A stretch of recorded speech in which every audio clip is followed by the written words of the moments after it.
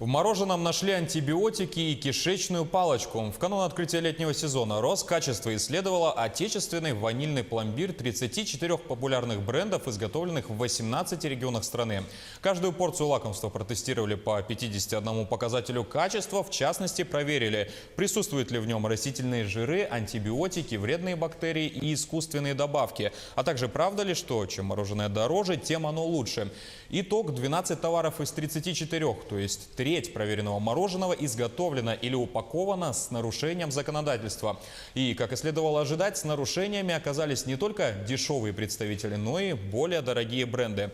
Роскачество также нашло вредные вещества в брикетах. В пломбире 2 брендов нашли кишечную палочку и еще в 2 антибиотики в дозах выше, чем допускает техрегламент, и в 6 следы антибиотиков. Более же подробно об исследованиях, а также конкретных брендах вы можете ознакомиться на официальном сайте Роскачества.